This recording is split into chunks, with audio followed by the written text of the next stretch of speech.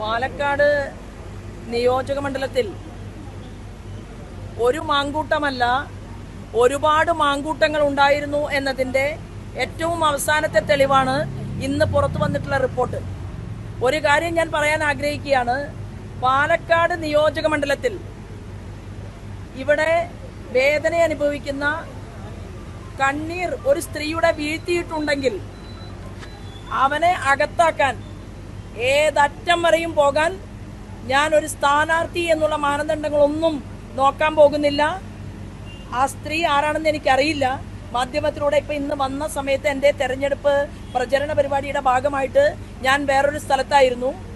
അടിയന്തരമായി ഈ തെറ്റ് ചെയ്ത വ്യക്തിയെ പോലീസ് കേസെടുത്ത് അറസ്റ്റ് ചെയ്തില്ലെങ്കിൽ ശ്രീമാൻ വി.ഡി. സതീശൻ രാഹുൽ മാങ്കൂട്ടത്തിനെ മടിയിലിരുത്തി പീഡനത്തിന് പ്രോത്സാഹിപ്പിച്ചതുപോലെ രക്ഷപ്പെടാൻ വേണ്ടി അവസാനം വരെ പരിശ്രമിച്ച് എന്നിട്ടൊടുവിൽ ഹരിചന്ദ്രനെ പോലെ അഭിനയിച്ച് ഞാൻ മാങ്കൂട്ടത്തിൻ്റെ കൂടെയല്ല എന്ന് പറഞ്ഞതുപോലെയാണ് കളിക്കാൻ തീരുമാനമെങ്കിൽ ഈ പാലക്കാട് നിയോജക മണ്ഡലത്തിൽ ഏതെങ്കിലും ഒരു പെൺകുട്ടിക്ക് മനസ്സ് നൊന്താൽ അവരോടൊപ്പം ഒരു സ്ഥാനാർത്ഥിയുടെ പരിവേഷമൊന്നും ഉണ്ടാകില്ല.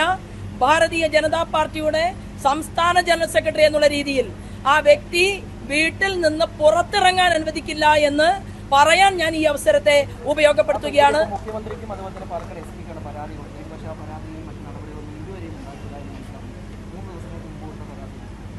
ഈ പരാതി പെൺകുട്ടി കൊടുത്തതിന് ശേഷം ഇപ്പൊ നമ്മൾ ഇദ്ദേഹം പറയുമ്പോഴാണ് ഞാൻ അറിയുന്നത്. ഞാൻ പാലക്കാടിന്റെ SP-യെ ഒന്ന് കാണുന്നുണ്ട്. എന്തുകൊണ്ടാണ് പരാതി കൊടുത്ത് ഇത്ര സമയമായിട്ടും അവനെ അറസ്റ്റ് ചെയ്യാത്തത്?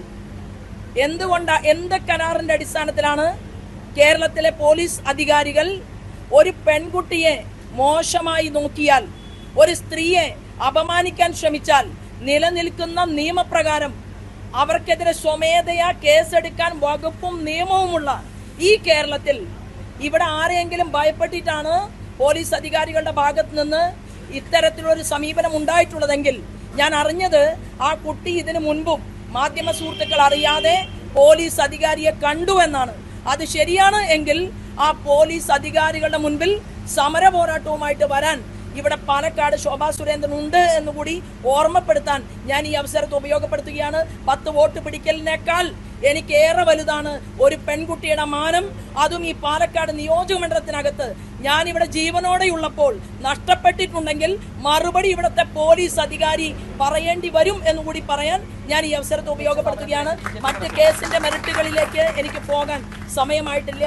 ഞാൻ ഇന്ന് ഈ നിമിഷം ഈ മാധ്യമത്തിലൂടെ ഈ വാർത്ത വരുന്ന സമയത്ത് ഞാൻ ശ്രീമാൻ സുരേഷ് ഗോപി സാറിനെ ഇവിടെ ഒരു തെരഞ്ഞെടുപ്പ് ഗാനം ഇനാഗുറേഷൻ ചെയ്യാൻ വേണ്ടിയിട്ട് അദ്ദേഹം പ്രധാനമന്ത്രിയുടെ പരിപാടിയുമായി ബന്ധപ്പെട്ടുകൊണ്ടുള്ള ചില ക്രമീകരണങ്ങൾക്ക് വേണ്ടി വന്നതാണ്.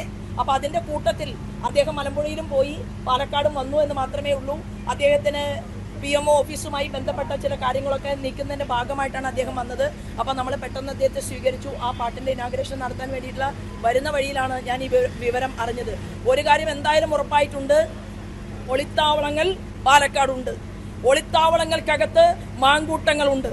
ഈ ഒളിത്താവളങ്ങൾക്കകത്ത് സാധാരണക്കാരായ പാവപ്പെട്ട ഏതെങ്കിലും ഒരു സ്ത്രീയെ, കാരണം 2 നേതാക്കന്മാർ സ്ത്രീകളുടെ കണ്ണീര് കേരളത്തിന്റെ മണ്ണിൽ വീഴ്ത്തിയതിനു ശേഷം സുഖമായിട്ട് MLA-മാരായിരിക്കുന്ന ഒരു നാട്ടിലാണ് ഈ കാര്യങ്ങളെല്ലാം നടക്കുന്നതെങ്കിലും ഇത് തീക്കളിയാണ് എന്ന് സൂചിപ്പിക്കാൻ ഈ അവസരത്തെ ഞാൻ ഉപയോഗപ്പെടുത്തുകയാണ്. നാണമുണ്ടോ ഈ പ്രസ്ഥാനത്തിന്? നാണമുണ്ടോ നിങ്ങൾക്ക്? എന്താണ് കേരളം കാണുന്നത്? എന്താണ് കഴിഞ്ഞ കാലഘട്ടങ്ങളിൽ കേരളം കേട്ടത്? ഒരു പെൺകുട്ടിയെ ഇത്തരത്തിൽ മാനസികമായി അപമാനിച്ചതിന് ശേഷം ആ പെൺകുട്ടി പോലീസ് സ്റ്റേഷനിൽ ചെന്ന് കരഞ്ഞു പറഞ്ഞിട്ടും പ്രശ്നമുണ്ടാക്കരുത്, അദ്ദേഹം കൗൺസിലറാണ് എന്ന് പറഞ്ഞ പോലീസ് അധികാരി പാലക്കാട് ഉണ്ട് എന്ന് ഞാൻ ഇപ്പോഴാണ് തിരിച്ചറിഞ്ഞിട്ടുള്ളത്. ഈ നിമിഷത്തിലാണ് അറിഞ്ഞിട്ടുള്ളത്. തീർച്ചയായിട്ടും തെരഞ്ഞെടുപ്പ് സമയം കുറച്ച് നഷ്ടപ്പെട്ടാലും വേണ്ടില്ല, ഞാൻ ഇവിടുത്തെ SP-യോട് പറയാൻ ആഗ്രഹിക്കുകയാണ്.